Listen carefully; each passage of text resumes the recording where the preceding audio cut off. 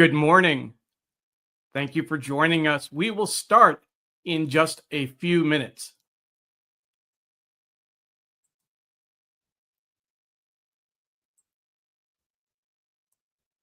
To everyone watching the replay, thank you. Please make sure to leave a comment or tag someone if you want us to reply.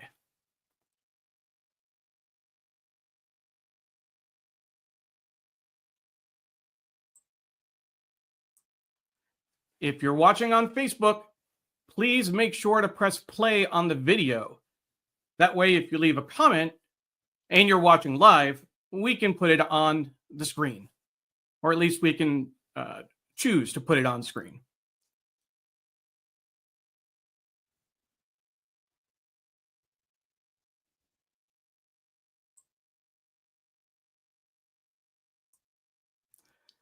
Hello, and thank you so much for joining us for Sree's Sunday New York Times Read Along. Our guest this morning is Amy Virshup, travel editor of the New York Times. My name is Neil Parekh. I'm the executive producer of the show, and I'll be the guest host today. Sree's Sunday New York Times Read Along is produced by Digimentors in partnership with Scroll and Scroll Global, one of India's most important independent websites. We're live on Facebook, Twitter, LinkedIn, YouTube, Instagram, and our Digimentors website. Please like, comment, share, retweet, do all the things you do to make sure people find the show and to spread it on social media. Let us know where you're watching from by typing in a comment. We'd love to put that on the air. We will be focusing on 52 places to go. You can get a PDF of this special section from the New York Times and gift links from our website. Just go to digimentors.group/NYT readalong and look for the show with Amy Virshup. We'll look at both the print edition and the online version. This year marks the 20th anniversary of Places to Go.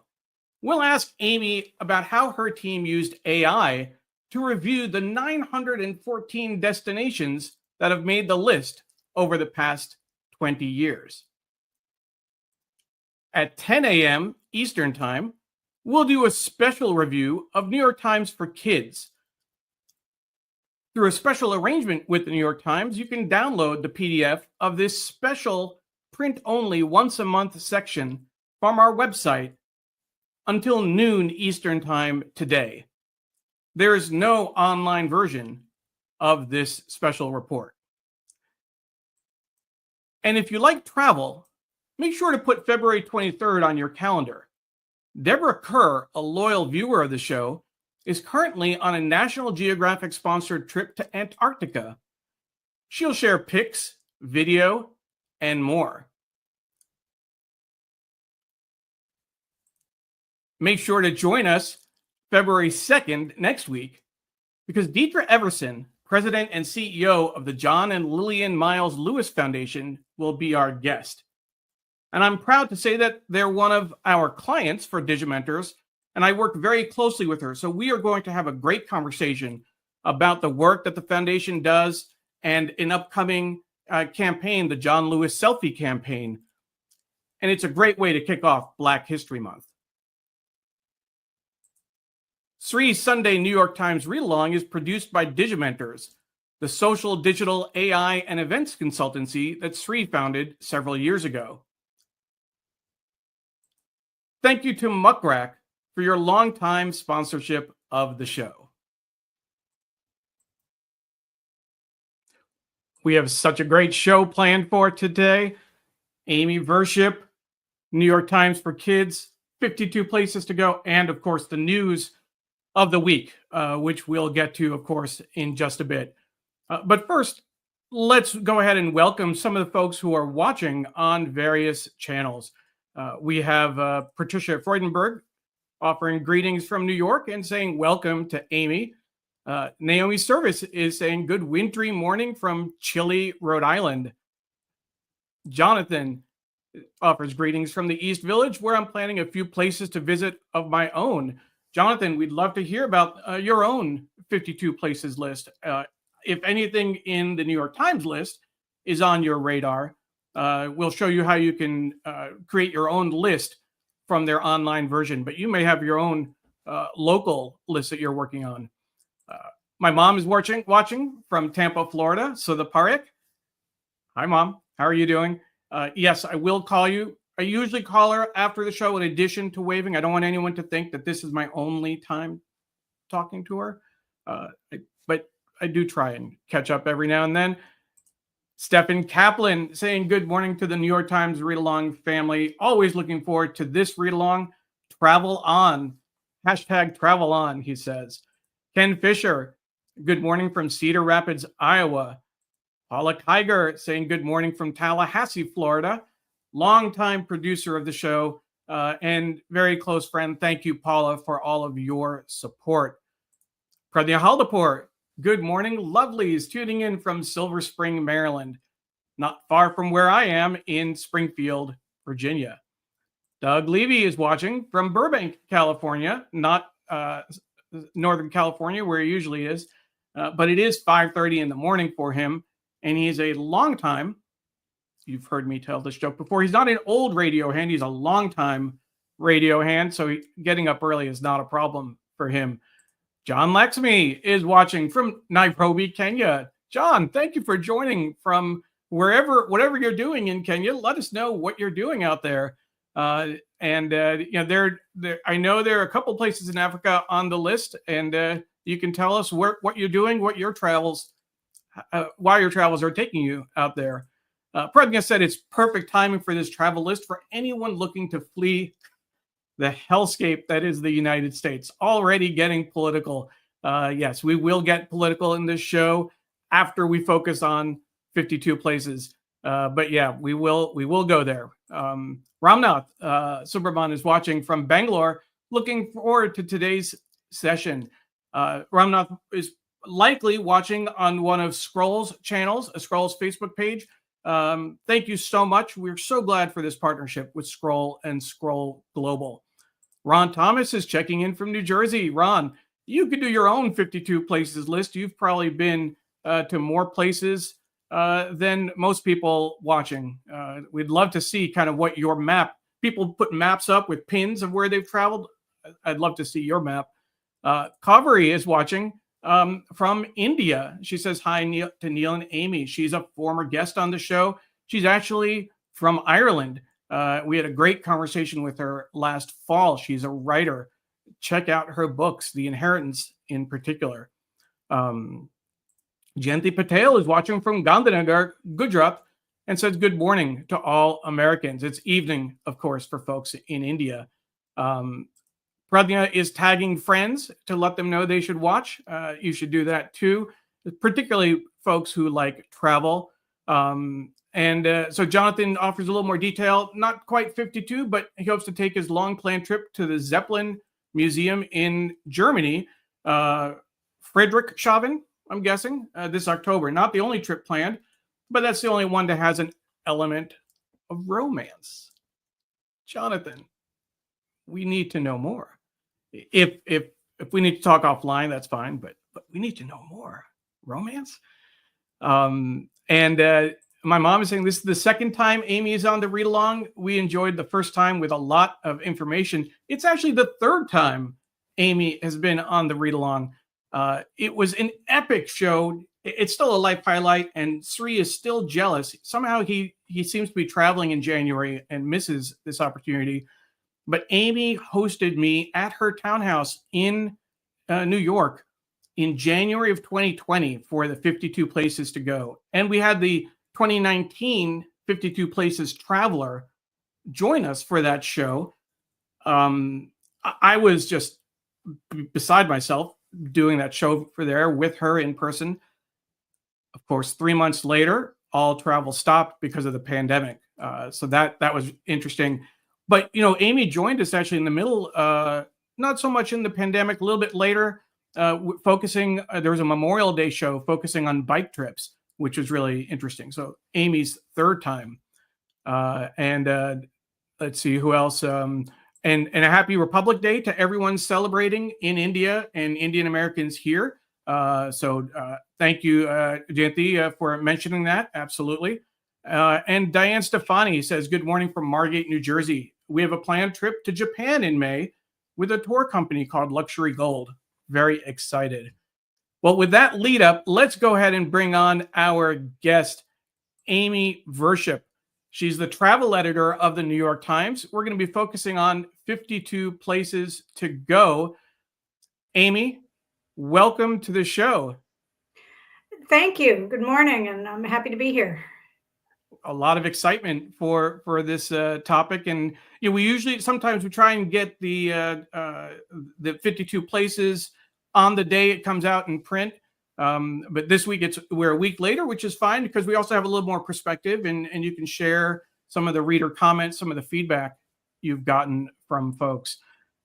First question, just right off the bat, it's not about 52 places. 8:30 in the morning Eastern time. Are you usually up and moving around at this time? Did we get you up early? What do you do on this? I'm usually up at this time. I'm not usually up when I had to get up in order to make sure I was all set for this. But so yeah, I'm usually awake, but probably making coffee and getting ready for the day as opposed to already launched. Not camera ready, not right. Right. And I'm not in New York today. I'm in a little town called Salisbury, Connecticut. So greetings from Connecticut. Sure.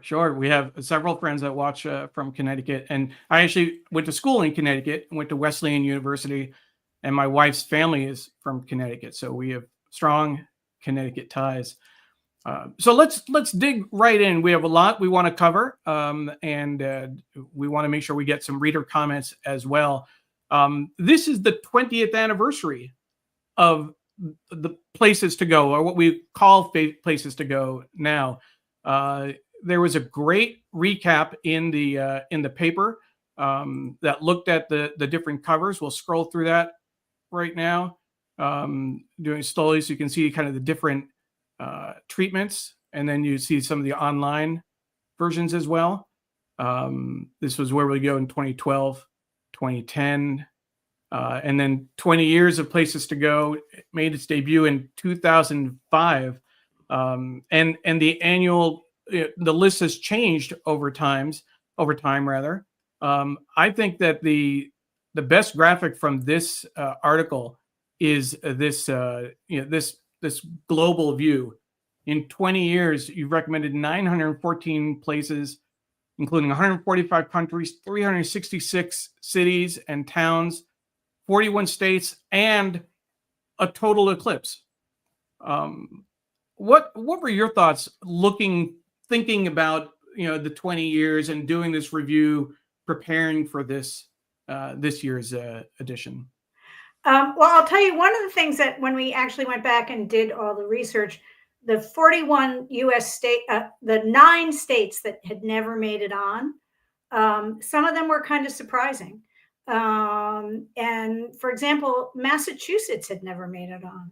And now I don't know whether that's like a New York-Boston rivalry thing that we had never put Boston on. You beat me to it. I was going to say go Yankees, and yeah, exactly. Yeah, Boston, right? Or go Rangers is actually my team even more. But but this year we actually changed that. And we'll get to the whole list later, but we did put Lexington and Concord on this year for the kind of the kickoff to the celebration of the independence. But like Vermont had never been on either, which also took me by surprise. Although I might grandfather Vermont in because they were in the path of totality. So maybe we should have. That's true. And I was actually there a week before the eclipse on a business trip, and I saw how crazy people were getting about that. That was really, really, really interesting. But going to you've actually covered Antarctica as well twice. Yeah. And that, I mentioned that we're going to have a show February 23rd. One of our viewers is actually on a trip to Antarctica. Deborah Kerr is going to be joining us to share her pictures, videos, experience, etc. What does it take to put the list together? How long do you start planning ahead of time? So we kind of have it down to a science by now. We start in September. We start right after Labor Day. And I send out an email to everybody who has written for us in the past couple of years, all our freelancers. We send it also to the international correspondents for the Times, the national correspondents, asking them where they want to go in the following year. And we do have very specific criteria, which sets our list apart from some other lists that come out, just because we are a news organization. So we're very focused on what is new, what has changed. Is there a big event in a city or country that year that we might highlight? So it's very focused on, okay, why in the particular coming year, as opposed to any time. So for example, we did put New York City for museums on the list this year. New York City is a great place, not only am I partisan, but it's a great place to travel to. Could be on any list kind of any year. But the fact that we had this kind of confluence of museum openings, it put it on the list this year. So Then we get back hundreds of responses. We put them all on a big list. And then we start having meetings and we go through them. And as a team, my group sits down and hashes through them. I wouldn't say we argue, we debate, we have, spirited conversations. And then we get the list down to about 60 is our initial cut. And then from there,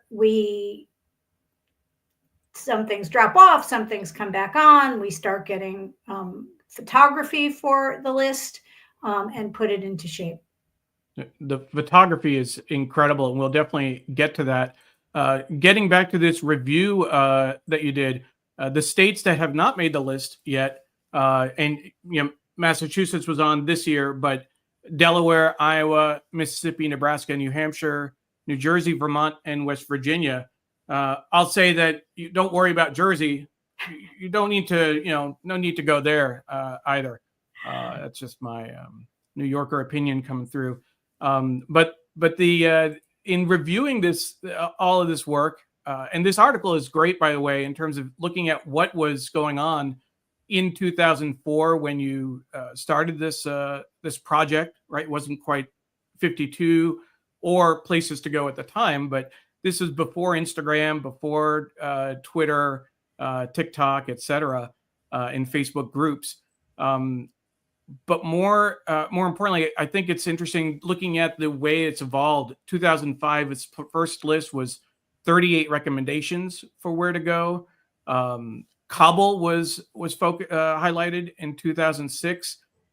2007, Yemen, Zambia, southern Albania. Laos was number one. And I'm going to ask a question about this. All of the places are ranked. They have a number associated with them. Does the order matter? Is there some import given to where they fall on the list?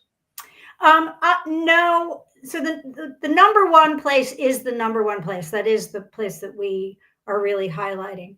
After that, they're pretty much in order because they have to be in some order.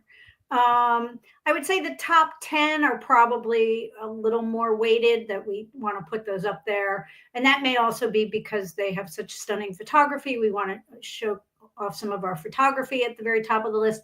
But in general, after number one, they've got to be somewhere. Interesting. 2009, 44 entries, with 13 appearing only online. You talked about President Obama allowing Americans to visit Cuba. That didn't happen until 2011, but this is what it looked like These old screenshots are great, by the way. They're fun to see how the Times website has evolved, and how digital display has just been revolutionized over the 20 years. Now, do you have you saved these along the way, or did you have to use the Wayback Machine to? There was a lot of Wayback going on. There was a lot of Wayback. There was a lot of searching for print copies. Yes, of course. Especially, we moved. The Times moved, and also, we had a pandemic, so it's sort of like, where is everything? Exactly. I actually had the incredible honor and privilege of spending an afternoon with David Dunlap last week, maybe even 2 weeks ago, when I was in the city, and he gave me a tour of the museum, and we did video clips. I'm going to feature it on an upcoming show. We're still looking for the right date to do it, but you need to make sure you get that the 52 places to go in his hands every year. It's definitely part of the history for the Times. No, the museum is so much fun. Absolutely. I was just thrilled. We have also, so 2011, you included Iraqi Kurdistan, even though the State Department warned against visiting the country. 2012, space was a destination. Tell us a little about space being a destination on the list. Well, so that's before my time on travel, but there was a lot of talk at that moment, that it was coming imminently, and that's something that actually can happen. It's happened to us. There are things that are supposed to be happening in the next year, and you want to put them on because they're very exciting, and then things reality interferes. So, for example, we put Egypt on the list. I'm going to forget the exact year, but when the 2020. So when the museum was supposed to open, and it did not open, and it has partially opened since then. And then also around the same time, we put LA on the list for the big Academy of Motion Picture Arts and Sciences Museum. And that, of course, was also delayed. So, sometimes things don't happen on the schedule that you hope they're going to happen to.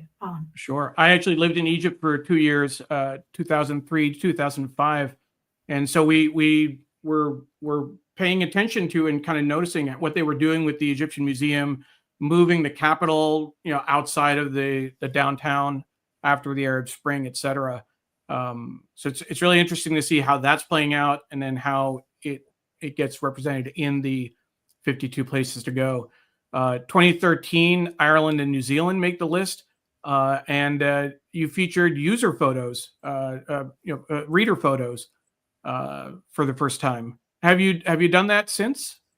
The only time we've done that since is actually the list that we put together in 2020.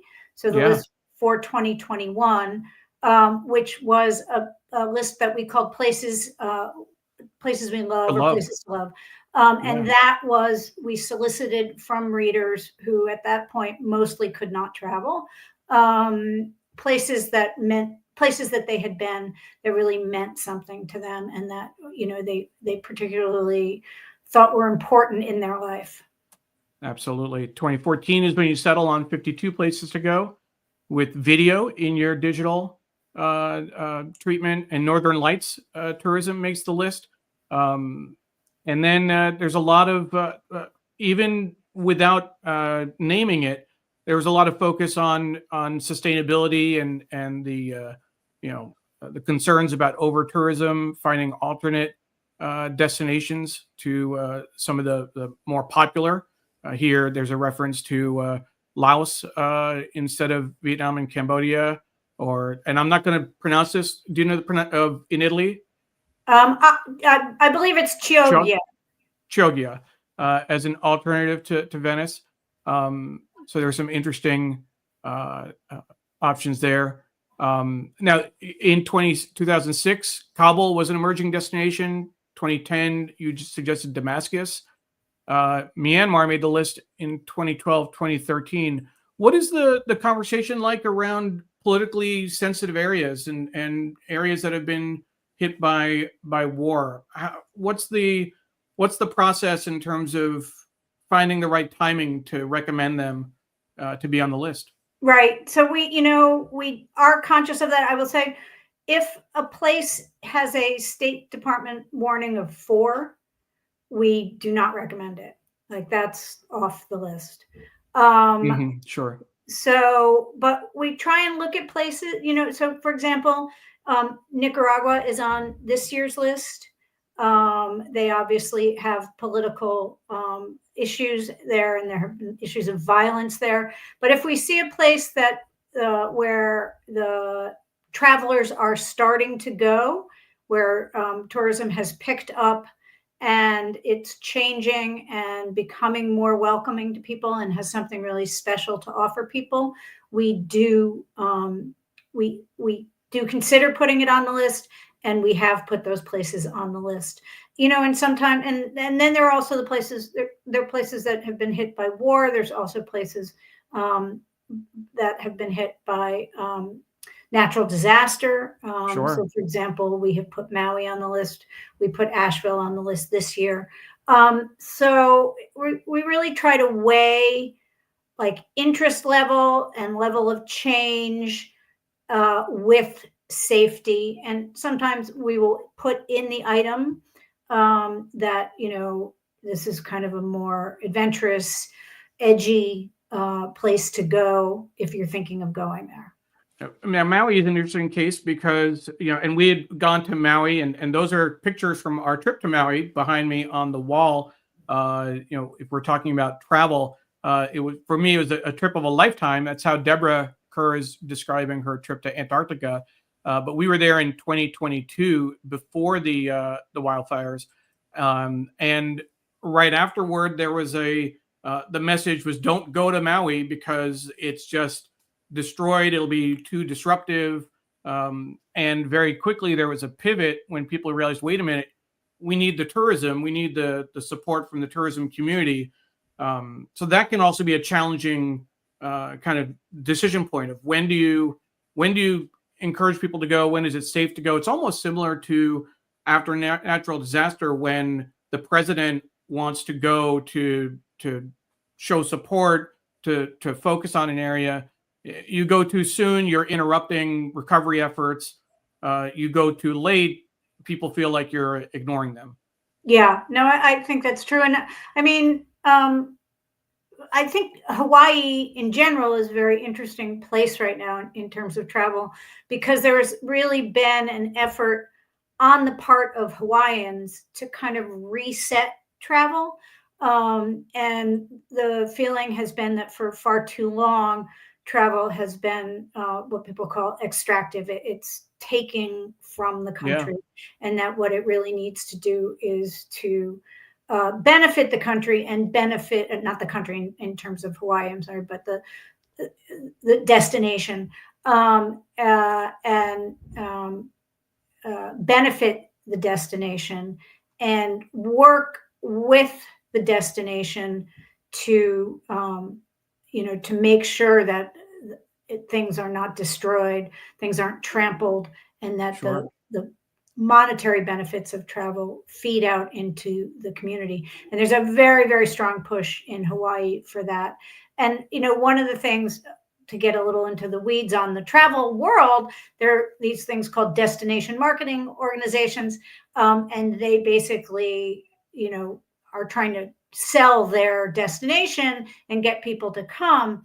And there has been a big feeling that, especially in Hawaii, that just kind of that blanket come to Hawaii is not the message to send. And they're trying to come up with a different message that is more modulated and not necessarily like just straight up selling. And that's something that's happening with other destination marketing organizations around the world. 2017, drone footage and 360 degree videos. Jamaica makes its first appearance, and the South Bronx makes the list at number 51. My mom worked in the South Bronx for a number of years at Grand Concourse Hospital. And of course, for folks who are maybe a little older, they'll remember the South Bronx. getting a lot of attention in the late 70s and the presidential race between Carter and Reagan. And it's obviously, had its ups and downs over the years.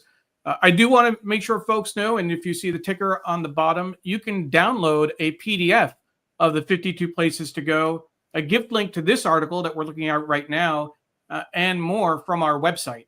If you go to digimentors.group/NYT read along, you'll find the show with Amy Virshup. Click through and you'll find those links and downloads. I want to get through the rest of this because we still want to talk about the 2025 list. But this is the 2017 treatment online, which is just gorgeous. Yeah. And then we have Jada Wan as the first traveler for 2018. Sebastian Modak, who I had a chance to meet, was a 2019 traveler. And then everything got shut down in 2020. And this is the 52 places to love that you had talked about earlier. And 52 places for a changed world, focusing on sustainability, where travelers can be part of the solution. In 23 and 24, travel has come back. I think you mentioned that it's at pre-pandemic levels now, or even higher than that. Yeah, travel has rebounded and is above 2019, which is incredible. I want to bring in a couple of comments from folks who are watching. Let's see. The first one was scrolling down. Sorry for the delay. It was Patricia who had said she had just come back from a cruise last night. In fact, so cruising is back. Certainly that was down during the pandemic. And Jonathan clarified that he loves Zeppelins. Romance has other meetings, so I'm still intrigued. This might be an offline conversation, Jonathan. Patricia said she's curious about what your thoughts are on cruises and cruise travel. Cruising is incredibly popular right now. Really, it's having a real boom. I think the big question, and one of the things about cruising is, interestingly, it can be cheaper than going and doing land-based travel, because you're going to, especially if you're going to various destinations, you have your hotel and your transportation and your food all wrapped up in one package. And so you're not spending as much. And so it can actually be, I think people think of cruising as expensive, but in fact, it can be a very cost-conscious way to travel. And I think, and there are various types of cruising. River cruises have become incredibly popular, like in Europe, and you can go and see cities along the Danube, for example. There are also these enormous new ships, especially the first one was the Icon of the Seas, which hold thousands and thousands of people and have neighborhoods and water slides and kind of everything you could possibly want. So there are many, many different kind of flavors of cruising. Mm-hmm. I know that our readers really love cruising, and we do have a cruise reporter. Our reporter Jaylan Yuginsu covers cruises for us, has done some really fun. She actually did a sailing cruise where they were wind powered, which was fantastic. Wow. I don't know what kind of cruise Patricia just did, where she went. Yeah, we did a cruise for our anniversary, my wife and I, 23 years ago now, I believe it was, Alaska, going out of Vancouver, a round trip, Vancouver, Alaska and back. Cruising isn't for everyone, though. Ron Thomas says definitely not a cruiser. He actually, mentioned earlier in terms of his travel, he uses TripIt to organize all his travel. It's a great app. 15 countries, 87,000 miles traveled last year, but none of them on water, apparently. Naomi, we have some cruise haters here. My honest take on cruises, they're a floating petri dish, and we certainly saw that during the pandemic. I also want to make sure that we Ellen Austin is saying hi from New York City. Pradnya is giving me a little clap back on Jersey. I'll stand by my comments. Now my sister has an apartment there. We stay there, but we stay there because of the view from Fort Lee of New York City. So it's practically New York as far as some folks are concerned. I have relatives in Jersey too, but it's Jersey. What else do we have? Kaveri says, so delighted that Lofoten is listed as in the places to go as we're heading there for a week to golf in June. It's a bucket list golf course for us. So we'll take a look at that in just a moment. Doug Levy says, travel is so important for people to see there are other ways to live. So many Americans never see other places and miss out on so much as a result. Absolutely. Couldn't agree more. And Jonathan says, my mother used to spend the winter months taking back-to-back cruises. It was cheaper than renting a place in, say, Florida, and more fun. That's interesting. And I do know there were some cruises that were being offered. We're gonna go right to the edge of the political conversation, Amy. There are some cruises that were offered, 4-year cruises that would start in January 2025 and bring you back after the current administration was done. Interesting concept, certainly a long trip to be on, but I'll just leave that there. No need to comment on that. But while we're thinking about these 20 years of 52 places or what we call places to go now, you had a lot of content to look at. You had a lot of destinations, over 900 destinations to sift through and kind of make sense of. You wrote a piece for Times Insider, which is my favorite section in the paper, about how you used AI to help the travel team study your own work. Can you tell us a little bit about that? Yeah, sure. So we put together, we wanted to take a look back at how the list had changed and how travel had changed over the 20 years that we had been doing it. And when we put all the lists together, it turned out it was more than 300,000 words, which the writer who did our essay for us, Tariro Mazezawa, who actually was a travel reporter and is now a freelancer, she was reading through them all. I was reading through them all. Other editors were reading through them all. But, there's a certain limit to how much you can really take in. And we had our own ideas about the themes that had come up and things that jumped out at us, but we wanted a little help in looking at them. So we asked our AI team, and the Times has a relatively new AI team, and to help us go through all those hundreds of thousands of words and come up with, see if we could mine it for some themes and for some nuggets that would help us to tell the story.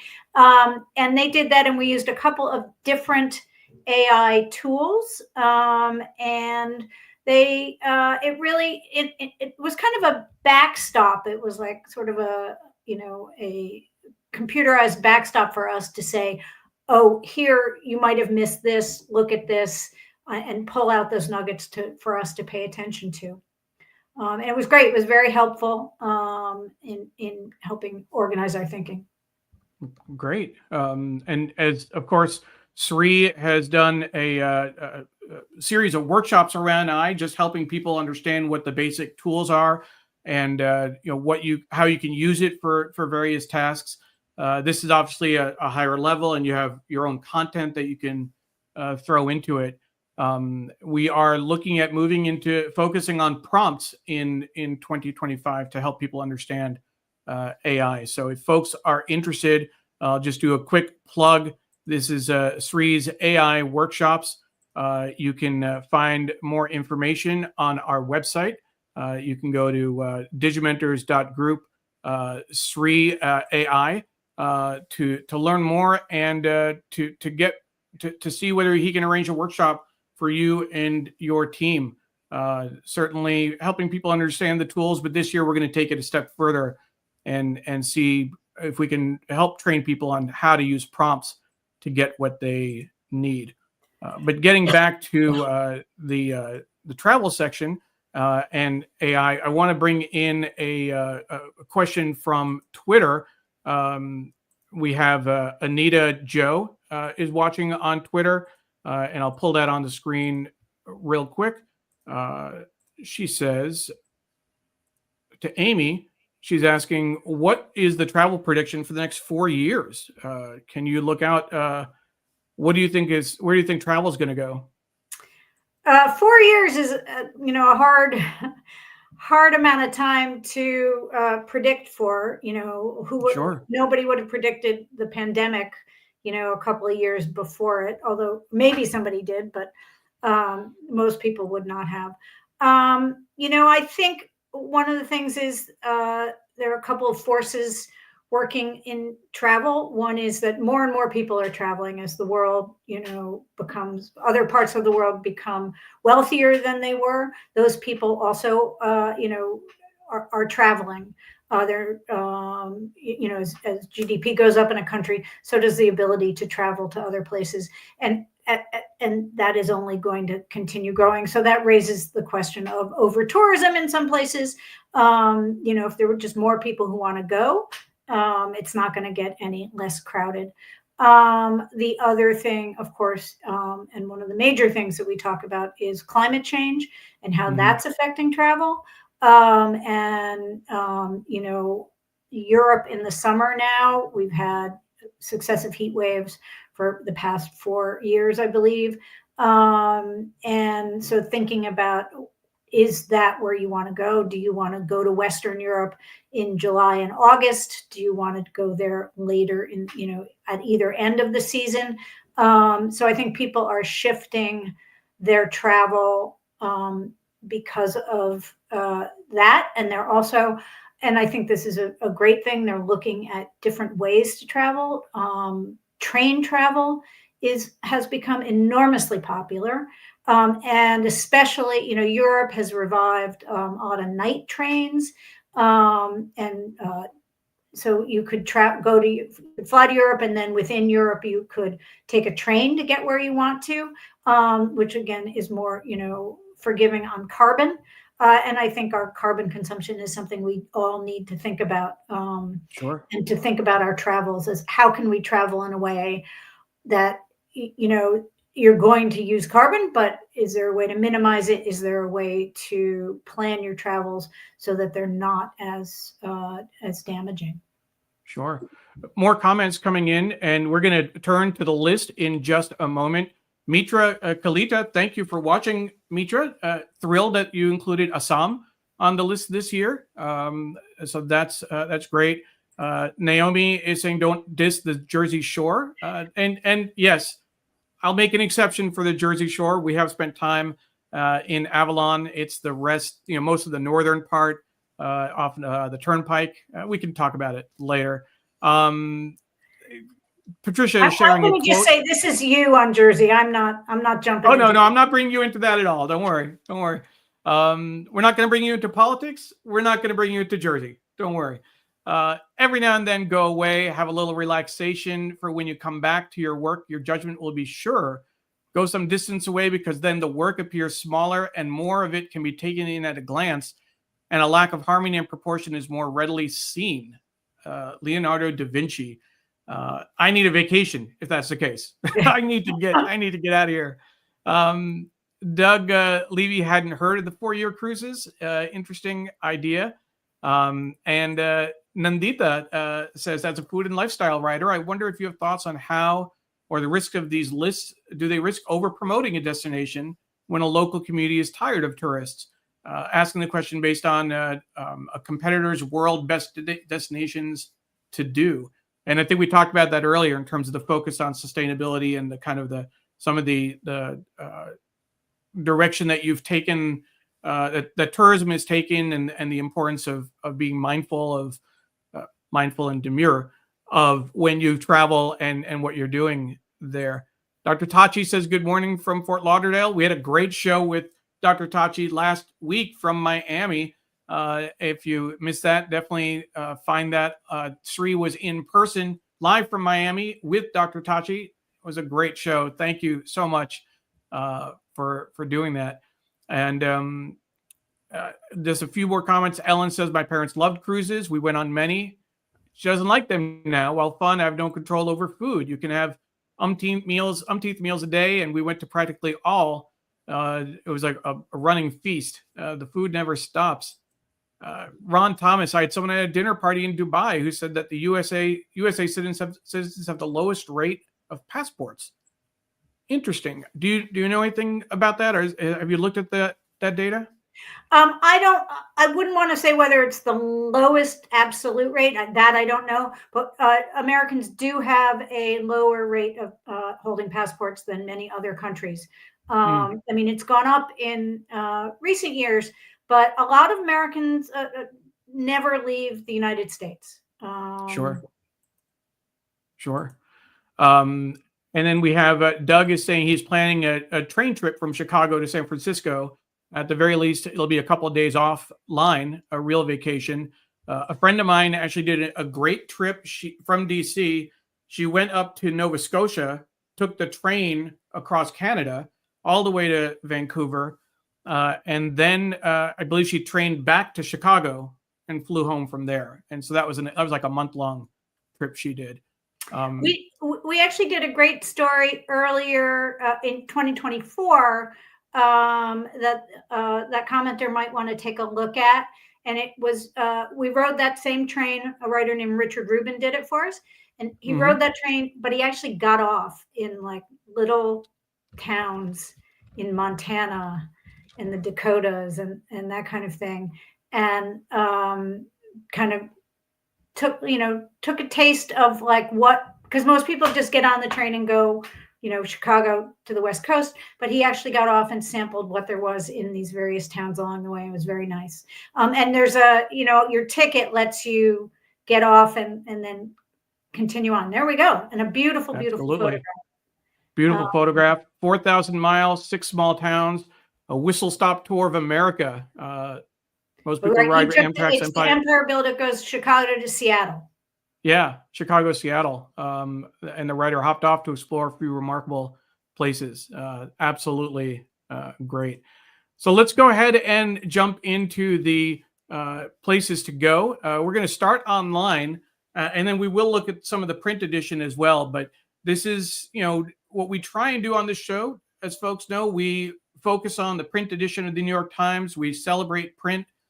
But when there is great content online, we want to show that as well, and we want to show some of the special features in this year's list. So we'll do some online, and we will go to print as well. And as a reminder, you can download the PDF of the print edition or get gift links to these articles from our website. And I'll add a gift link to the train piece that we just looked at as well for folks.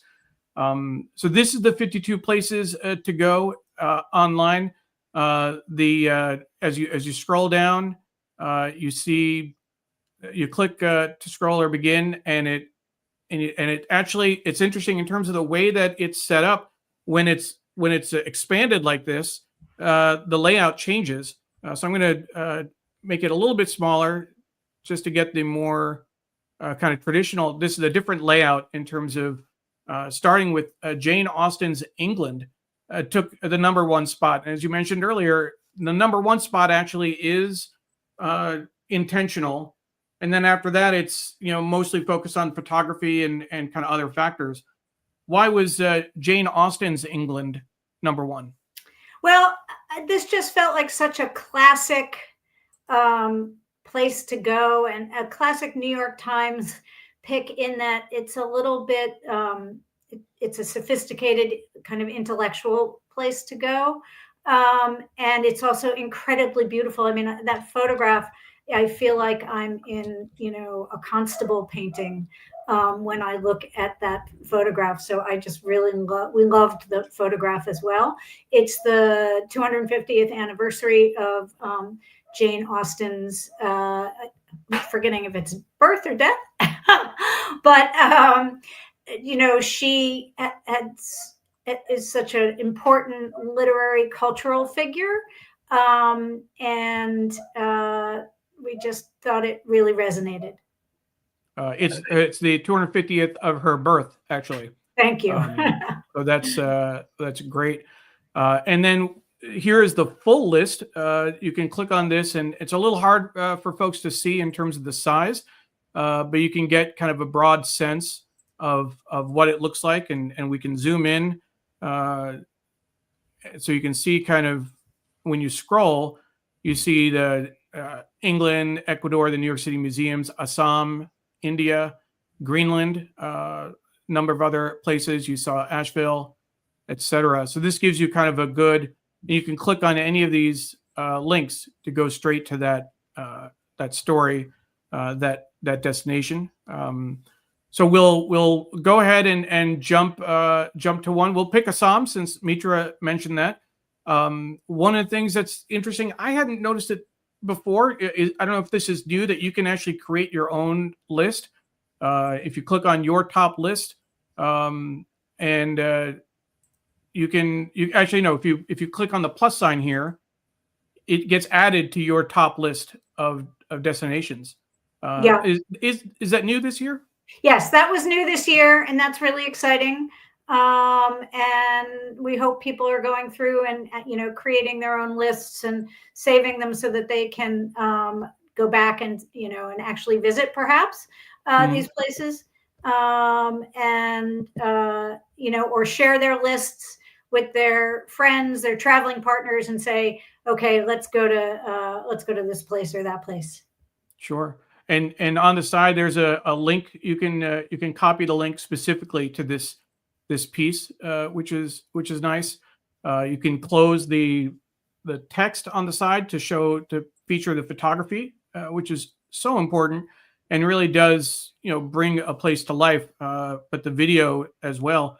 When we made it bigger, I just want to kind of see what it looks like when you play with the sizing. You can get the text bigger as well, which is great. It dropped us on Greenland, and this is not the first time Greenland has been on the list.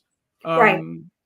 And from reading it, it looks like there are now nonstop flights from Newark Liberty to they'll Greenland. Be starting in June. They just expanded their airport. It's actually new. They built a new international airport in the capital.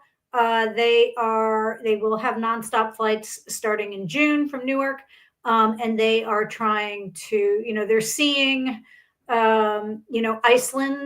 Iceland was a place that very few people went 20 years ago. I went to Iceland about 26 years ago because Iceland Air ran these very cheap winter excursions where you could go for very, very little for a long weekend to Iceland. And I thought, oh, that's cool, I'll go. But at that time, very few people went to Iceland.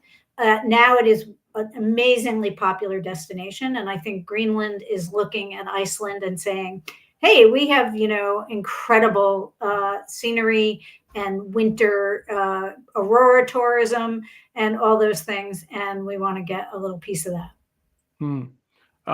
Here is the full list again, and we'll just jump around. If folks have a particular destination they want to ask about or want us to spend a little time with, we will. I want to look for Lofoten, that Kaveri mentioned, and I'm not seeing it on the list. Let's see if I can find it. It's there. Real quickly.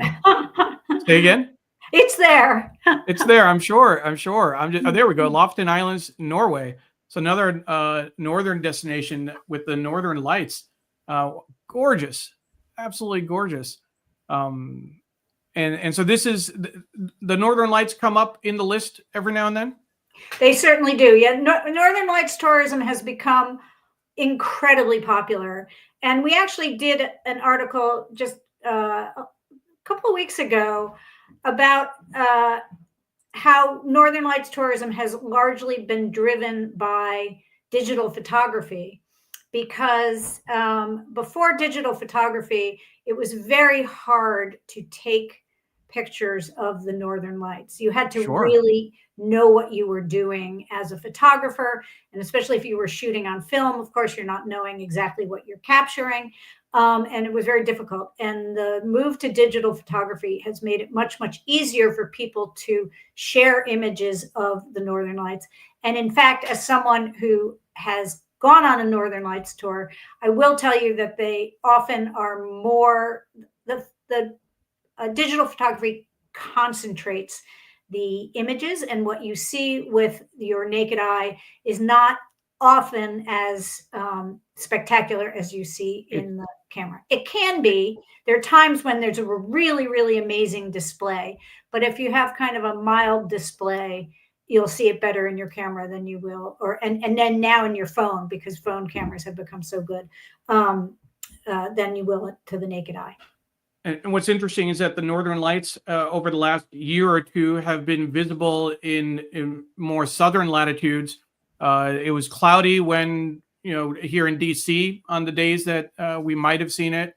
But I was watching other friends' pictures across the states, in the, certainly below the 40th parallel with Canada, down to at least Chicago and certainly Seattle. As far as photography, I wonder if it's a similar thing. I've taken a lot of pictures of sunset, and I know that, when I'm looking at the sunset, when it looks brilliant to the naked eye, it's already too late for the camera. That you almost have to take the picture when it doesn't look as gorgeous for the camera to get a gorgeous picture. Is that what you're talking? Is there a similar thing there? It's actually kind of opposite. One of the things that the camera can do, of course, is that you can set a longer exposure. So like your eye is only seeing what's there, at the moment, whereas the camera can take and concentrate what it's seeing if you do a longer exposure. And I actually, I was in Norway in October when there was a big Northern Lights display, and we saw them. I was on a fjord in Norway, and we saw them up in the air. There was kind of this pink tinge, and of course, then when I looked through my phone, it was even more intense. And then, of course, all these people posted photos from Queens. Like in the Times the next day, there were photos that people had taken in Queens, New York, of the Northern Lights.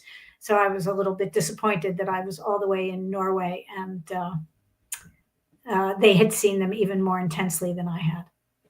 And that's a picture of the hard copy, which we'll get to in just a moment. We certainly don't want to forget that. And sorry about my audio switching over, so we'll just fix that real quick. And change the camera so you can see a little bit more. So the other spots on the list, I want to bring in a couple comments. Calvary says Austin Land was a great choice. And Naomi says that touring the Canadian Rockies, and it's a long comment, my apologies, touring the Canadian Rockies years ago on the Rocky Mountaineer, stopping in the Kamloops, the ginseng capital, where I saw a dinner theater show about the founding of Kamloops. Breathtaking scenery. She shares a link to that in her comment on Facebook. Mary Curtis, former guest on the show, a journalist, columnist with CQ Roll Call, based in North Carolina, talks about recovering from the sustained cold in Charlotte, and she endorses the idea of Asheville, which needs a lot of tourist support since Hurricane Helene. Thanks for the nice escape to end this crazy week. And we talked about the idea of putting destinations after natural disasters, bring them up. So with Asheville, right in the lead sentence, Asheville experienced a crushing blow in late September with Hurricane Helene, causing catastrophic flooding. And I actually spent a weekend in Asheville. I had a colleague of mine at United Way who lived there, and I went there after a conference. Asheville is ready for tourists?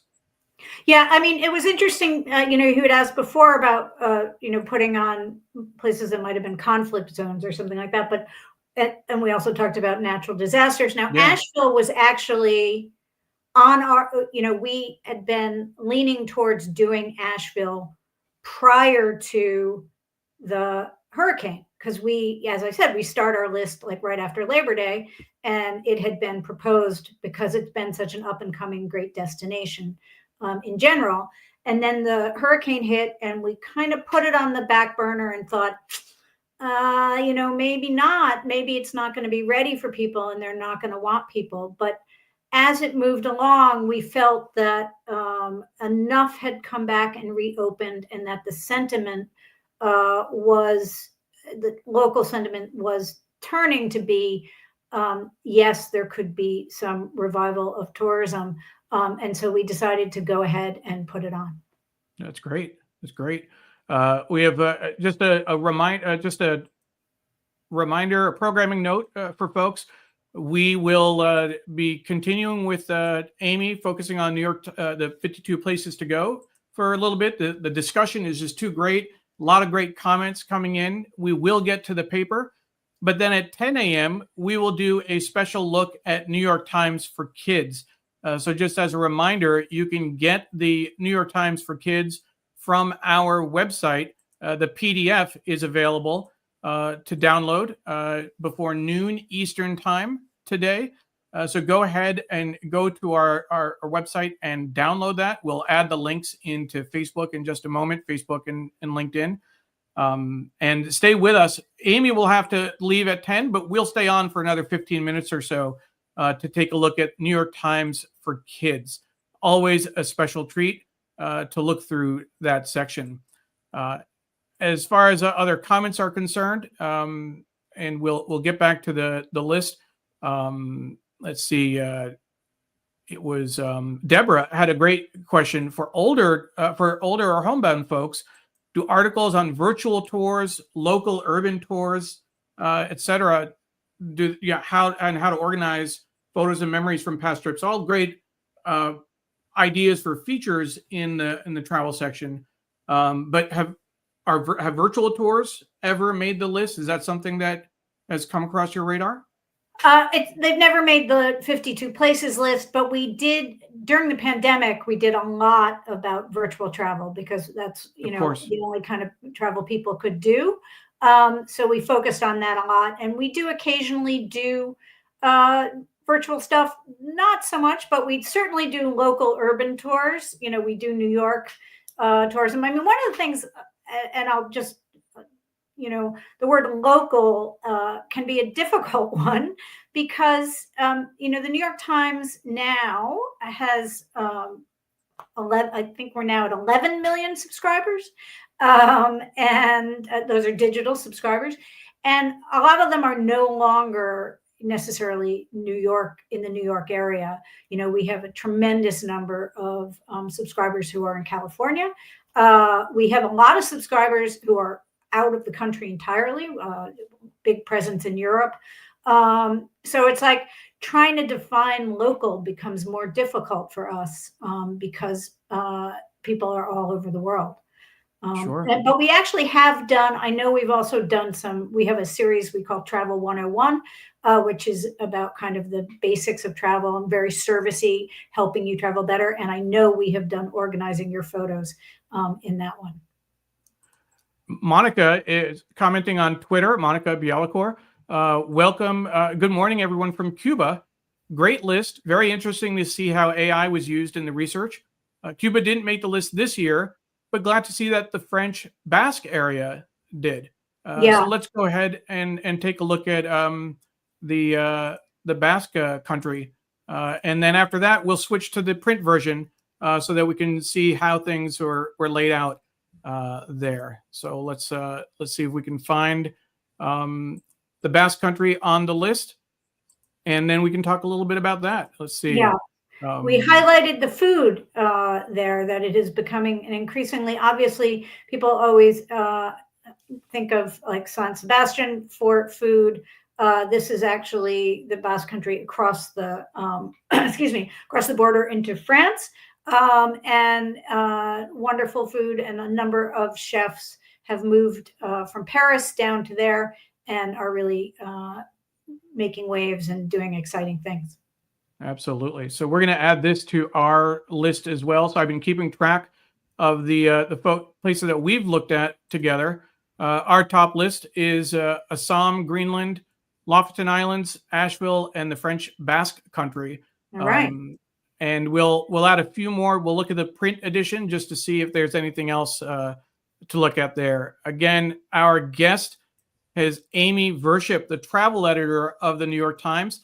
It's the third time she's been on the show. And in fact, it's also the third time we've had an Amy from the New York Times on our show. Amy Virshup, Amy Padnani, and Amy Kelsey was our guest last fall. So we try and do different playlists to kind of curate our content. We can do an New York Times Amy's YouTube playlist if folks are interested. And I might be overdoing it, but my sister's name is Amy, so I have a soft spot in my heart for that. But we are so thrilled to have you on the show. Let's go ahead and switch gears and look at the hard copy and see what some of that looks like as well. So I'm going to step over here and bring my microphone over, turn on the webcam, the camera. Let's see here, and let's see what we're looking at there. There we go. There's the hard copy of the paper, and we'll just change the layout so that it's a little bit easier to see for folks. This is when I'm producing and hosting at the same time. Good thing I'm an octopus and I have eight hands to work with. And I'll keep the reminder up in terms of going to our website to get the PDF and gift links. So looking at the cover, how did you choose this picture for the cover? So one of the interesting things is that the photography can be slightly different between the print version and the web version. And the print version needs to have a cover, whereas the online version has that fader that goes between different places. So we tried out a number of photographs, and this was really the one that spoke to us. It has that beautiful, beautiful sun in the background, that beautiful pink color. It looks very inviting, and you're off on a safari here. So that's really why I chose it. And I was looking for the credit on that. A little bit out of focus, but on the cover at Kaziranga National Park in Assam. Yes, it was Assam that made the cover. Yeah, so it's a very different view of Assam than the one that we have digitally, and we have the other photograph inside for Assam. But we chose that. And I wouldn't have guessed that was Assam just from looking at it. Yeah. The inside pages 2 and 3, I think were interesting, and I included that on the graphic that I put together. This is a colorful view of the distribution of the various continents. Africa, Asia, and the Middle East is in blue. Australia and Oceania in a fuchsia, I guess, I'm guessing. Europe looks like a red. Mexico, Central America, blue. South America, green. US and Canada, purple. So you can kind of see the way it's spread out. So that's interesting. I don't think I've seen that before. And then it's almost like a table of contents with page numbers. And then the bottom, all the places over the years, page 70. So we'll take a look at that. And this is the 2 decades of places to go. We looked at this online, but it's incorporated into the special section, which is great. Now, I will ask, one of the things that we do look at in the paper is advertising. We think of it as a good thing, particularly when we see full page ads. People still think it's relevant to advertise in the paper. This is we think that's good too. We think it's good too as well. And and I'm just going to answer a quick question. My mom's asking, what color is India? India is under Asia, so all the blue, or turquoise maybe, are the blue. Assam, India. This is Thailand, etc. But getting back to the ads, this is, we always want to clarify. You don't do anything with the ads. That's a separate team. There's a Chinese wall between you and advertising, correct? Yeah, I didn't see those ads until I picked up the section myself. Sure. Always like to clarify that for folks who might be wondering. So this is Jane Austen's England, the #1 destination on the list, and gets a 2-page spread, which is nice. We have the New York City museums and the Galapagos Islands. So that's the other thing to think about in terms of when you're looking at the hard copy. You're more likely to go in order and flip through, right? Assam is number 4, White Lotus, Thailand, number 5. And again, now after the first few, with the kind of the better photography toward the front, the numbers don't matter as much, right? Right. We don't like to think of it as the better photography. Just there might be some things that are really stunning and look great together. More stunning, but there's certainly stunning photography all the way through, I think. Of course. Sydney, Australia, in terms of talking about stunning photography, is this their metro? Yeah, that's the new part of their metro. And actually, one of the interesting things is this is a case where we used a different photograph. Online, we used what is called a cinematograph, which is a kind of looping short video. And it showed another aspect of the metro, which is it has this color. It's an art installation with these changing colors. And so we use that. But of course, that doesn't translate onto the page. So we use this, which I think is equally stunning. Sure. This is Portugal on the left, Angola and Hamburg. Yeah, that Hamburg building is just wild. Yeah. And that was built during the Second World War as a shelter, a bomb shelter. Wow. Nicaragua and Dolomite Mountains. We're back to Asheville, which we looked at online. And I want to put in a comment from Dr. Tachi. Tourism after natural disasters, when ready, is very important.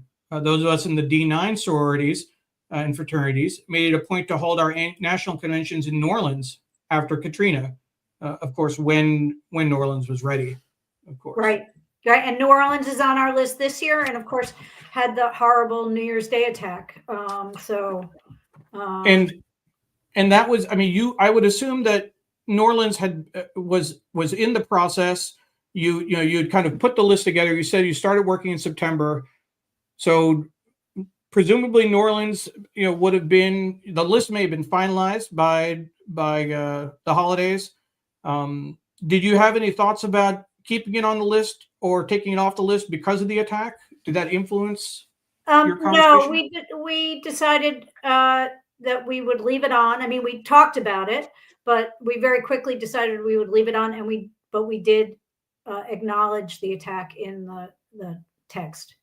And Mary Curtis says that my husband's grandfather immigrated from Kristiansand in Norway to New York City in the 1890s. Would love to see why it's on the list. So certainly.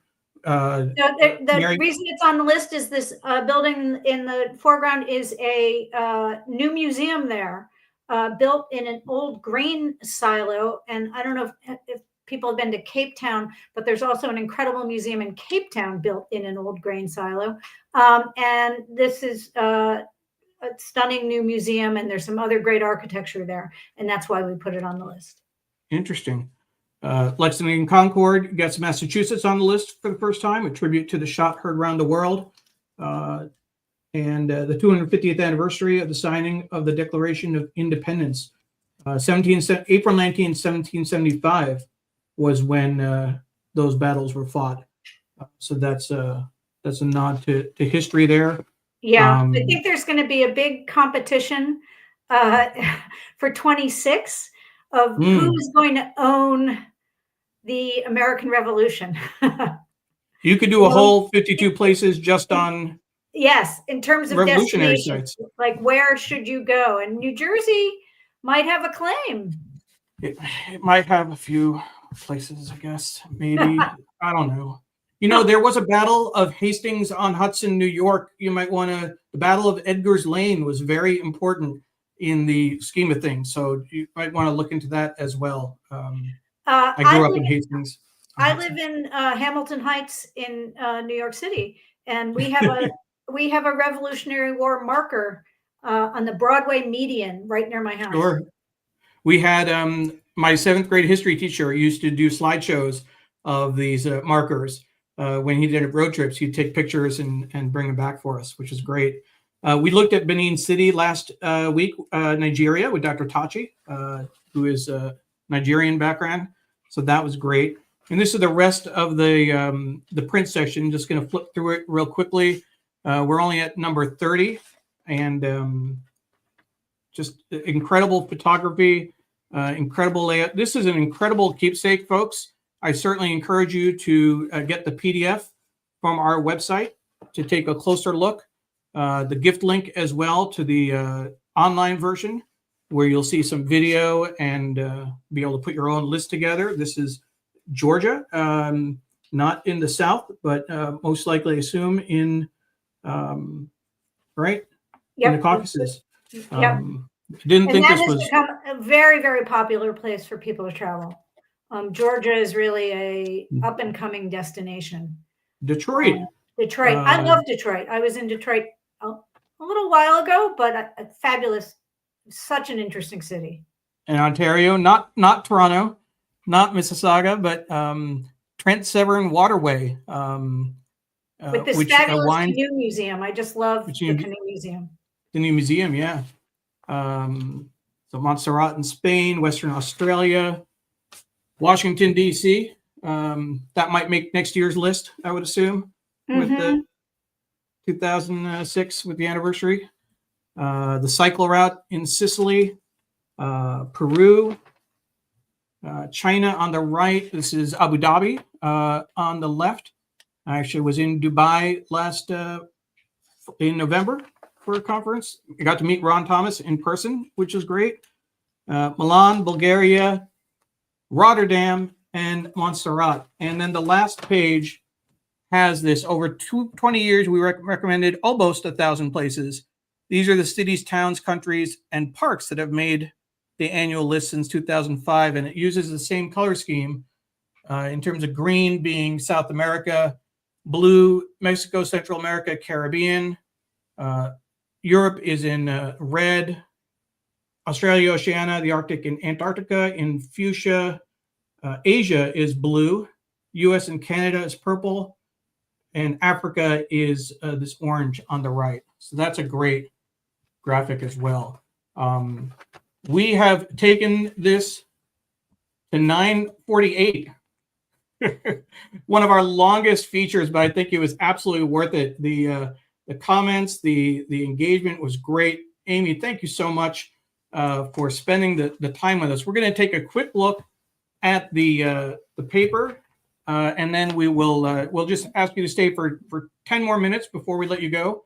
But we want to make sure folks see what's in the New York Times. Michael says, glad I caught some of this last minute before heading to the travel show today.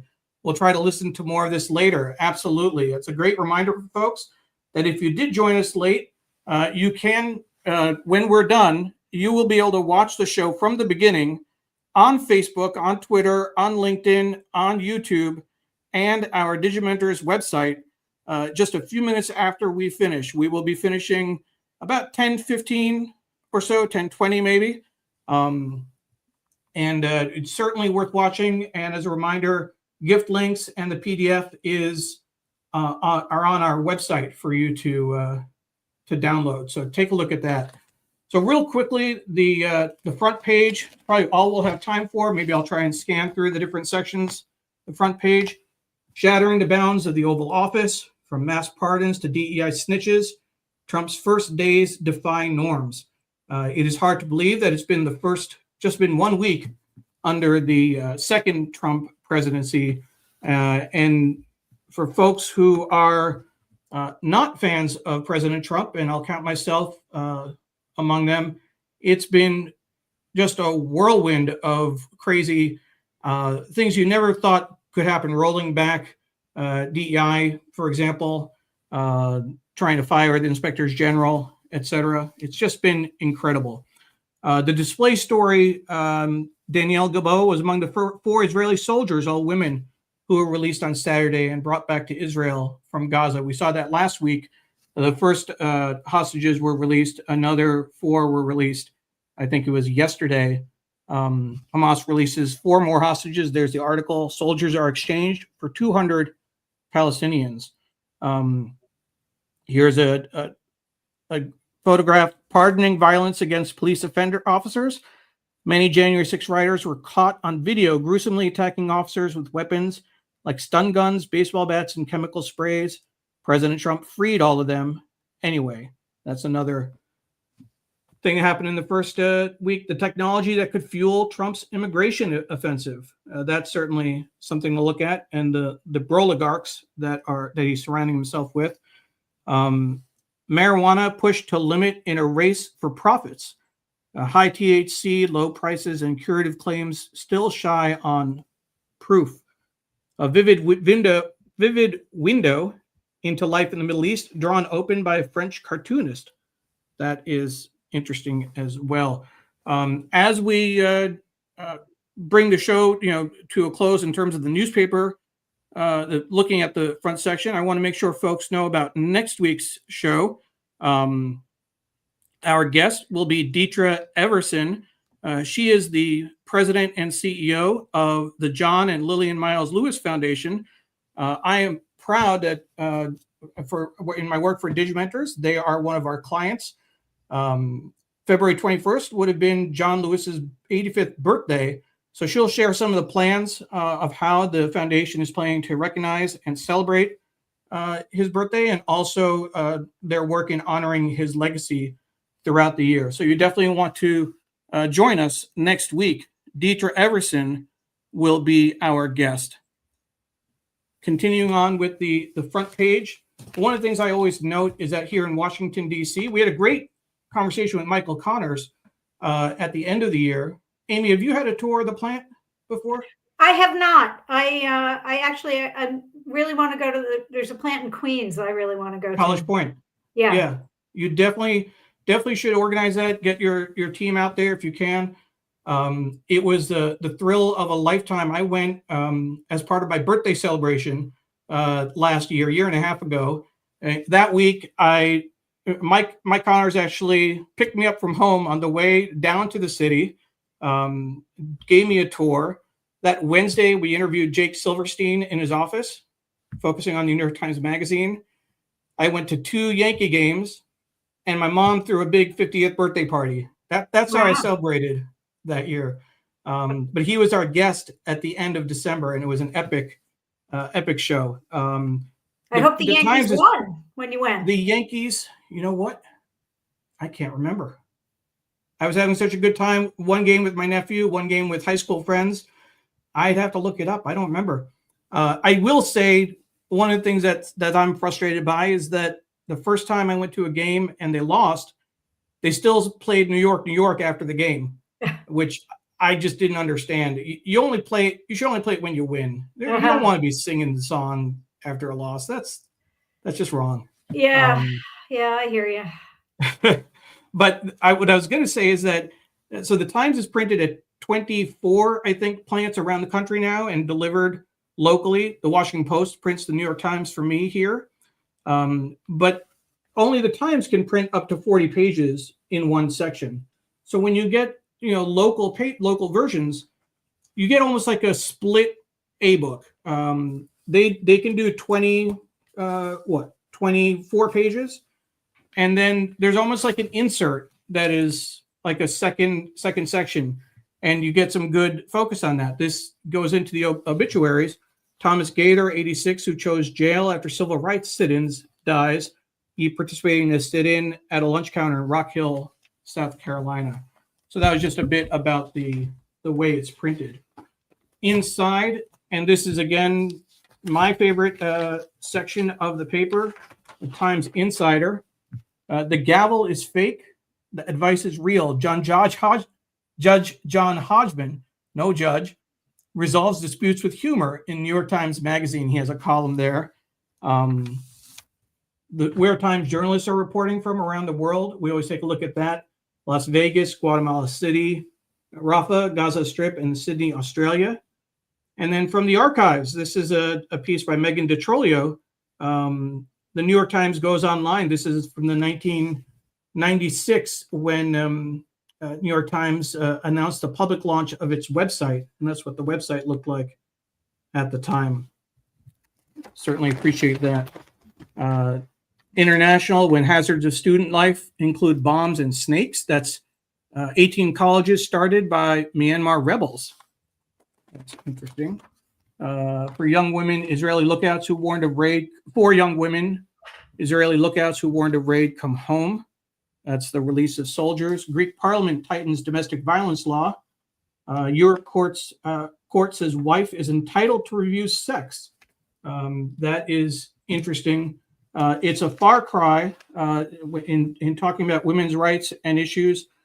Many years ago, I think probably 30 years ago now, a woman in France was raped, and the high court there overturned the conviction because she was wearing skinny jeans. And when her attacker told her to take them off, she did. And they said that implied consent. That obviously does not imply consent, but the French Parliament, women in French Parliament wore jeans the next day in protest, and that started a movement called Denim Day that we have featured on this show. But it's at least that's a European court, not necessarily France. Shows some movement at least. Guns and bandits make school an impossible dream in Haiti on the left, and a lot of international coverage this week. This is the window into the Mideast drawn by a French cartoonist, and French cartoonists have certainly raised the ire of many with the editorial cartoons over the years. Very famously, this was what, 5-6 years, maybe 7 years ago, Amy? Yeah, I think it's longer than that. The Charlie longer Hebdo. even? Yeah. Yeah. Maybe 10 years. So here's the national section. Surreal first days for a transgender lawmaker. Delaware's voters were ready for Sarah McBride, but some Republicans in Congress were not. Once again, Trump vows to declassify Kennedy files. He's also talking about declassifying records from King's assassination. Here's some interesting graphics. You'd be curious what it looks like online. Who are the millions of immigrants Trump wants to deport? Some interesting pie charts there, and some graphics. So we'll want to take a look at that later. This is the article on cannabis. And a big 2-page spread inside. Growing competition pushes the limits of legal cannabis, giving a lot of real estate to that. And then more on Trump's pardons and the continuation of the first day story about Trump and the policies. We did not spend as much time as I would have liked on Trump this week. There would have been a lot to cover. We could have done a whole show just on that. I will encourage folks to join us February 9th. Nirmal Ghosh, a former guest on the show, is going to be joining us. He wrote a book called Backlash. He's a reporter in DC for the I believe that a Singapore-based paper, Straits Times, I think. But he wrote a book about Backlash, kind of the international view on Trump. And we will certainly spend more time on that show talking about President Trump. So real quickly, just so folks get a sense of what's in the paper, the Sunday Opinion, a legacy of lies. Nearly 7 million Americans live with Alzheimer's. Why is the effort to find a cure riddled with fraud? That's interesting. Sunday Business focuses on a startup claimed it could cure cancer. Then patients began dying. And a question, make sports a major. Game on, some professors say. Sunday styles, when your son goes MAGA, so politics comes to the style section. Some liberal parents face an unexpected challenge, how to talk to their children who voted for President Trump. Arts and leisure, again, with the big photography, you can't tell what the article is. Less craziness, more manure. Tom Green, ex-prankster extraordinaire, now lives on a 150-acre farm and is ready to return to the spotlight.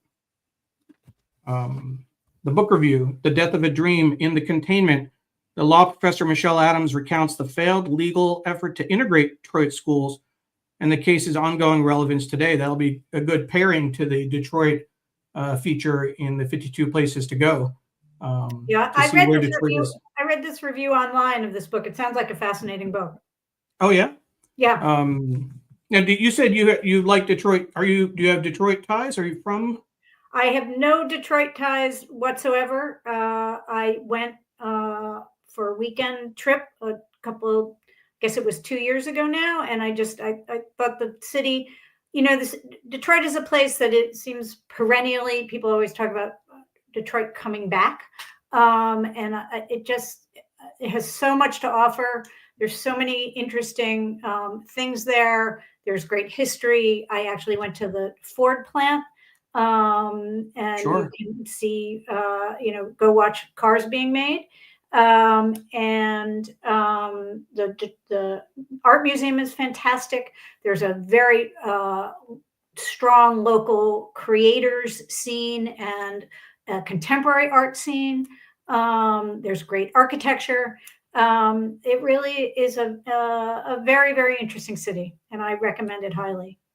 Well, they're putting in a bridge. The reason we did it this year, the train station just reopened as a new kind of innovation center, but they're also putting in a new pedestrian bridge, which will go over to Canada. It's the Gordie Howe Bridge, and I personally am a hockey fan, so you cannot miss with me with the Gordie Howe Bridge. So we'll have to connect you with Lippy Roy, another friend of the show and former guest. She's a Leafs fan from Toronto, so I'm sure Rangers Leafs will have something to say. But my best friend from high school is a huge Rangers fan, so he'll back you up there. Pradnya says Detroit is wonderful. The museum, the symphony, the Middle Eastern food. I was going to ask you, and it's great that you'd read this review. I went through the rest of the sections quickly. If you had time, are there sections that you would look at? Do you look at the paper on Sunday? I do. I am a print subscriber, so I get it 7 days a week. I have not looked at my paper yet for this week, but I always, I read. When I start on Sunday, I always read A1. I mean, one of the things is if you're a print subscriber in New York City, you get what we call the guts, which is all the other, a lot of the non-deadline sections. You get them on Saturday. So I may have already read a fair amount of the paper by the time it comes on Sunday. Yeah. Half the paper, both, it helps with distribution. Also gives people a little bit of advance. It's a little bit much to read the whole Sunday paper on a Sunday. So that definitely makes sense. It's been a great show. Thank you for staying just a few minutes late. I want to get Deborah Kerr's comments in because she's saying hello from Antarctica. And as I mentioned earlier, for folks who are interested, Deborah Kerr will be our guest on February 26th at the end of the month. She will share about her trip to Antarctica. So Deborah, thank you for doing that. And I've been following your adventures. So looking forward to seeing that. And we'll pull back up the New York Times Antarctica pieces and pair it with that show when we get there. But thank you for checking in from Antarctica. My mom left a comment, without paying for travel expenses, she had a chance to visit a number of places around the world today and saw some great photos. So that's the one way to do a virtual tour. Patricia says, thank you, Amy, and the entire production team for the read along. Ron says, at one time I would sit and read the entire paper back in the day. Can't even fathom that today. And Ellen says, I'm a print subscriber as well. Love the New York Times. Dr. Tashi says, thank you. Deborah says, it's lunchtime in Antarctica now. So she's enjoying lunch. Amy, I want to thank you again for joining us. Jonathan says it was a delightful show and section. Thank you. Folks, I want to make sure you know that we are going to continue for another 10 or 15 minutes with the New York Times for Kids, which you can download from our website, the PDF. But we will let Amy go. And again, thank you so much for the insights, your repeated visits to the show. And we look forward to seeing what 2026 brings us. Maybe, I mean, I know it's creating more work for you, but a special section, just for the America portion of that list. That would be an interesting way to go. Yep. Well, thank you so much for having me on, and thank you to all your guests for their comments, and it was great to hear from everybody. Great. Thank you, Amy. All right. Thank you. Bye. Bye-bye. That was Amy Virshup, travel editor for the New York Times. What an incredible conversation we had with her. I want to get in a comment from Instagram. Prabodh says, Happy Republic Day to all of our Indian viewers. We had wished folks a Happy Republic Day earlier. Again, we are going to be looking at the New York Times for Kids for a little bit. You can download the PDF from our website. Just reaching for my mic. From our website until noon Eastern time today. So I certainly encourage you to do that. And I want to remind folks, if you didn't get a chance to watch, on Thursday, Melissa Ludke was our guest on Shining Light on Shadows, a candid conversation about mental health. Melissa is a former guest on the show. We interviewed her in the fall about her book, Locker Room Talk, her lawsuit against Major League Baseball to get access to men's locker rooms when she was a reporter in the 70s. But she shared for the first time her story about clinical depression. For decades, she kept quiet about it. She didn't even tell close friends. But she, in anticipation of the show, she wrote a Substack about it. We shared it on our website, and she spoke about it for the first time on our show. So encourage you to check that out if you get a chance. You can get Shining Light on Shadows is on my website. I will share that in just a moment. Here's the information. Shining Light on Shadows airs the second and fourth Thursdays of the month. And you can find her episode on my website, neilparekh.org /Shining Light on Shadows. So take a look at that when you get a chance. It's one of the best shows we've had, and I felt particularly proud because it was the work that we did inspired her to share her story. So you can't ask for more than that. So now we are going to take a moment and switch gears. Hopefully you'll stay with us for a few minutes to look at the New York Times for Kids. You can download the PDF from our website until noon today. So definitely encourage you to do that. Download it, share it with friends, share it with family. You won't be disappointed. And I do want to bring in, just because we got a comment that I'll put on the screen real quick. Naomi, Melissa's Substack was phenomenal. Is phenomenal and very moving. So thank you. Thank you, Naomi. Michael, says, since childhood, there's been nothing like the Sunday New York Times. I certainly agree. I grew up getting the little blue bag on my driveway and miss the fact that the Post doesn't put it in a blue bag, but it still does the trick. Deborah says, a friend of hers wrote a great kids book, Except Antarctica. Check it out. We'll put that in mind for our show coming up with Deborah Kerr. So with that, we will go back to the paper and go look at the New York Times for Kids, and share that with you, and then we'll finish the show after that. Again, you can download the New York Times for Kids from our website before noon Eastern time today. So definitely encourage you to do that. Share it with folks that might be interested. It's an exclusive that we're allowed to share with folks. It's a print only special section, and we are always grateful that the New York Times allows us to share it on our site. So let's get back to the paper, and we'll put that on the screen. And there we go. So let's get the New York Times for Kids front and center. Transition takes a little bit more work. My apologies. Hopefully folks are still with us. And Ellen, right off the bat, it's not just New York Times for Kids, it's the New York Times for everyone, or I'm a kid.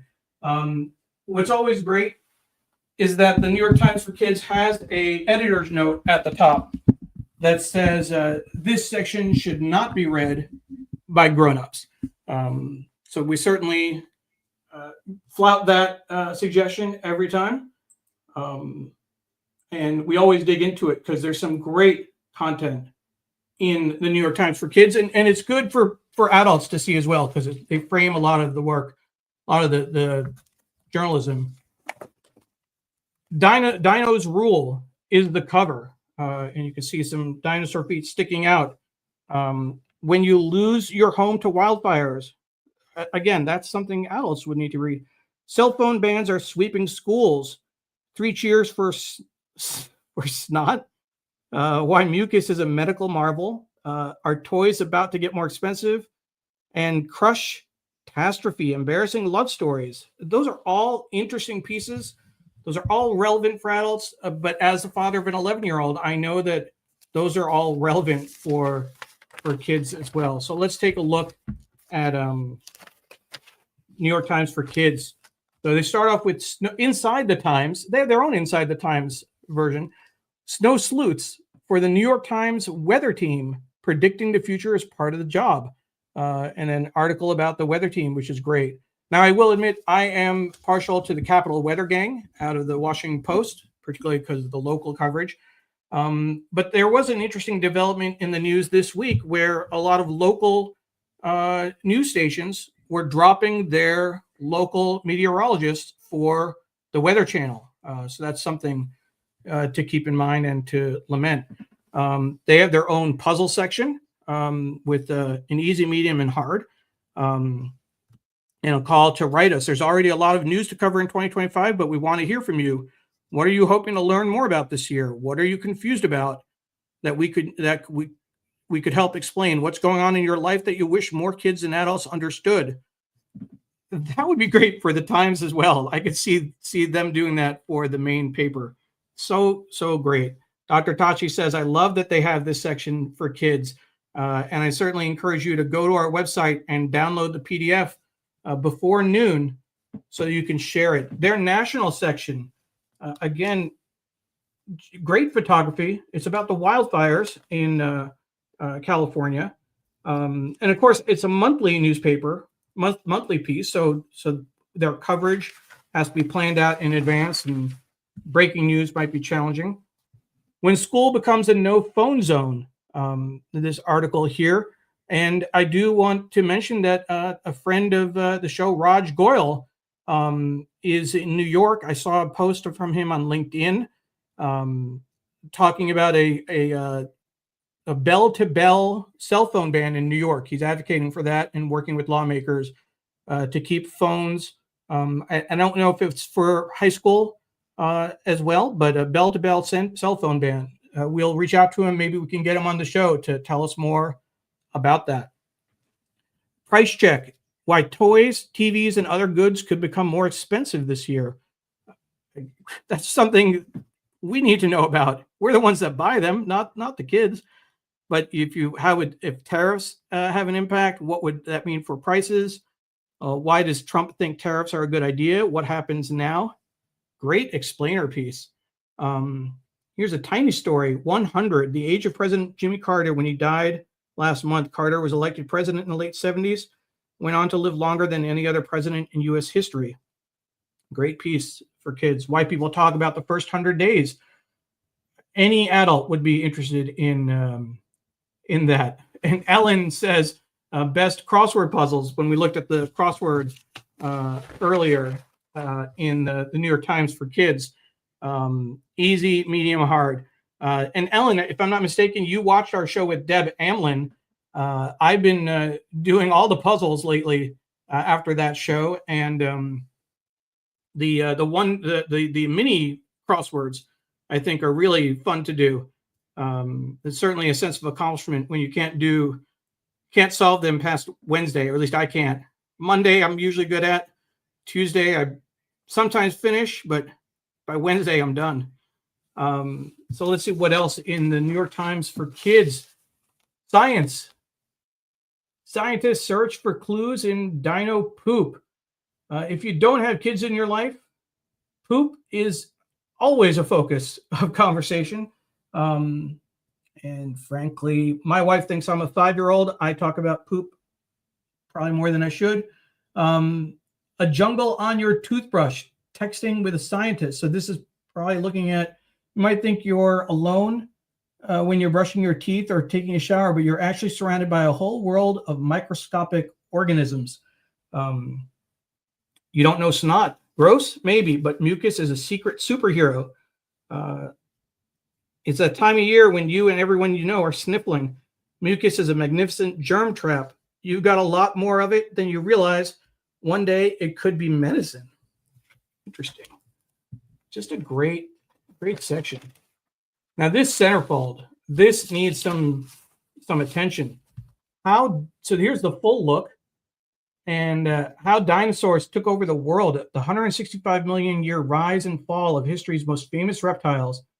It's a timeline from 252 million years ago to 201 million, 14500, focusing on Niosaurus on the left in the blue, the Cryolophosaurus, Microraptor in the middle, this bird-like thing, all the way down to more recognizable Stegosaurus and let's see,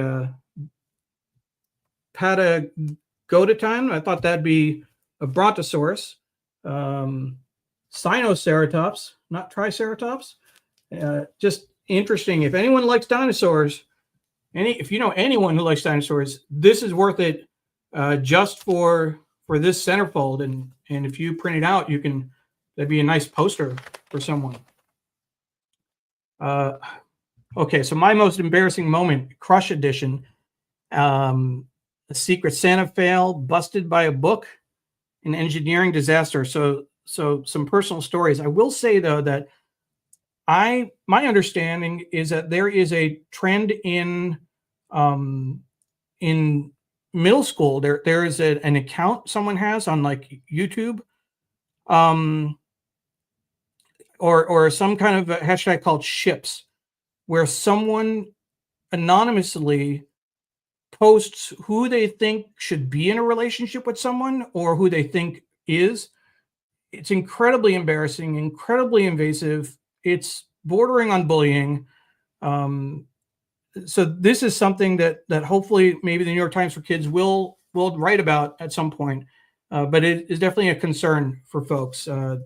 My daughter has not been the subject of that from what I can tell so far, but others, I think they're friends of hers who have been.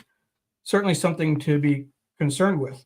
Ellen goes back to the crossword discussion. You make it to Wednesday. I barely finished Monday.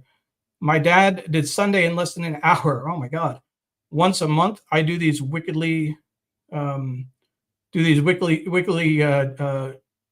split, probably wickedly quick. When I say I make it to Wednesday, I start the Wednesday. I don't finish it. I can probably finish Monday. I sometimes finish Tuesday, or at least get 90%. Wednesday, I spot her out. And Dr. Tachi says, wow, I've never heard of this, talking about the ships kind of social media trend, outing people who are in a relationship or who are thinking about or seem to have a crush on someone. Definitely something to be mindful of.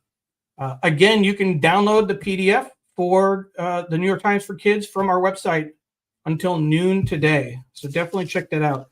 I love the opinion section. And this gives you a sense of who their audience is. Age range, 10 and 9-year-olds. Let's see. That looks like it's all 9 and 10-year-olds on this page. Sometimes I think I've seen it between 8 and 13 as well. And Ellen, the solutions to the crossword are here as well. So you don't have to wait too long to get your answers. But here are some opinions. Let's just take a few. Penny Hantke, isn't 5 days of school too much? Wouldn't 4 days be better? My daughter says that all the time. We could spend time with family and friends. We could sleep in, and we could go on our screens. If we had Friday off, it would make everybody happier. Yeah, no. Let's put that to bed. Let's see what else. Anisha Carroll, kids should have their own houses. Then you wouldn't have to deal with your siblings. You would cook your own food and clean your own house. You could be next door to your family, but still have your own space. I would argue, let her cook and clean in our house. How about that? You don't need your own house to do that. Let's take one more. My school should have desks instead of tables. Right now, all our supplies get mixed together. It's so irritating. Plus, people talk too much, and it's distracting. Desks give you more space. So you give get a range of the kinds of opinions that they solicit. I think it's great if a kid gets their opinion printed in the Times, that would just be incredible. And Dr. Tachi says, yes, it would work if they gave businesses Fridays off. That's always a challenge in terms of coordinating the school schedule with a work schedule, particularly up north. When you have snow days and delayed start. With the snow in DC last week, school was closed Monday, Tuesday, Wednesday, Thursday, because they couldn't get the ice off the sidewalks and bus stops, and a 2-hour delay Friday. We could handle it because we're home, but for some people, I know it's a huge, huge problem. And that is the New York Times for Kids. Their quote on the back, a drawing by Sophia G. Of a tiger. She's 10. And then Joseph T.'s quote, people should stop hunting tigers for their fur, for fun, and for medicine. Imagine if you were a tiger free in the wild and then boom, you are shot for your fur. How would you feel?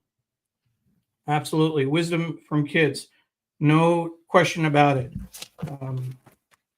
Again, New York Times for Kids. Dino's Rule is the cover. And we certainly appreciate the Times letting us share the New York Times for Kids with our audience. You can get it from our website, the PDF, download it and share it. Definitely a lot of interesting content to look through. So again, New York Times for Kids is available from our website until noon Eastern time today. Take a look, download it, email it to your friends. We'll also be sharing this clip of the show as a special feature. So you can watch just this New York Times for Kids section and share it with folks who might be interested. Again, my name is Neil Parekh. I am the executive producer and occasional guest host of the show.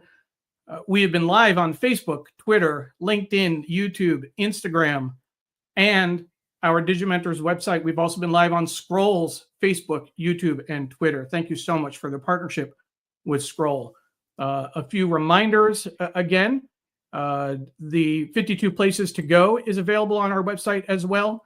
You can download that and also get gift links to a lot of the articles.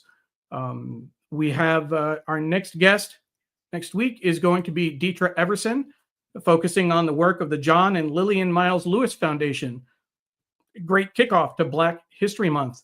And we'll learn more about the work that they're doing to honor John Lewis's legacy. I am proud that I've been able to work with her for almost exactly a year. February 1st is when we started last year working with them. And we're looking forward to sharing their work.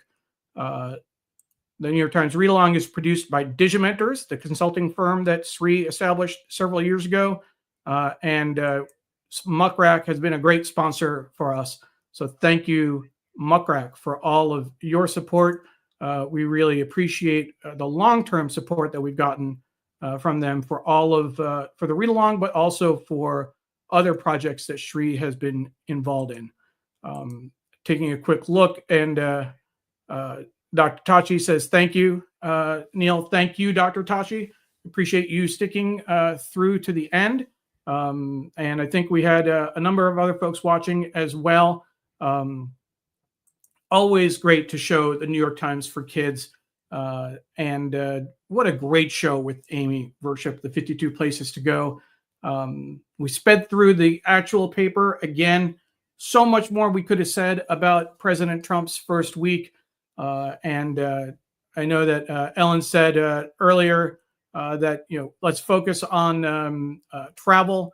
It's better. We're living through Trump. We don't need to spend more time on that, which I certainly understand. But we certainly, there's just a lot going on. There's a lot to process. And we know that people are struggling out there, particularly, I know a number of friends of mine work for the federal government, and it's been particularly difficult for them. So let's keep, we survived 4 years earlier.